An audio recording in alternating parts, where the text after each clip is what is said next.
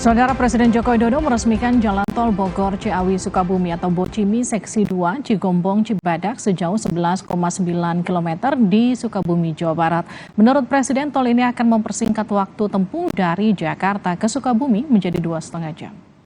Jokowi meresmikan tol Bocimi Seksi 2 yang sebelumnya diuji coba pada mudik Lebaran lalu. Dibukanya tol Bocimi Seksi 2 membuat warga memiliki akses untuk menghindari kemacetan di jalur utama Sukabumi.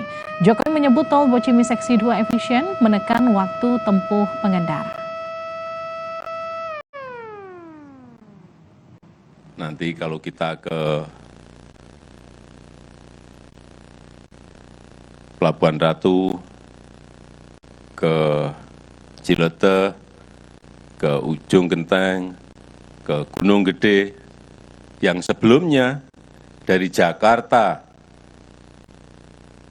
kalau ke Sukabumi itu memakan waktu sampai 5 jam, kadang bisa sampai 6 jam.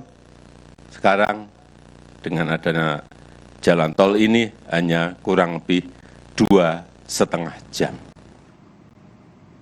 Usai meresmikan Jalan Tol Ciawi Sukabumi ruas Cigombong Cibadak tadi pagi, Presiden Jokowi curhat kepada wartawan pernah terjebak macet 6 jam saat hendak menuju Sukabumi, Jawa Barat. Dulu sebelum jalan tol ini jadi, perjalanan dari Jakarta dan Sukabumi harus ditempuh dalam waktu 5 jam, bahkan hingga 9 jam. Diduga karena banyaknya pasar dan mobilitas pekerja pabrik, sehingga arus lalu lintas di kawasan Sukabumi menjadi macet. Alhamdulillah rampung ini untuk ruas Cigombong Cibadak, dan ini benar, ini akan mempercepat kalau perjalanan dari Jakarta ke Sukabumi biasanya 5 jam, mungkin sekarang menjadi 2,5 atau 2,5 jam. Bahkan sebelumnya ada yang sampai tadi 9 jam, 6 jam, 9 jam, 8 jam, karena ada pasar menjadi macet, ada pekerja keluar dari pabrik macet.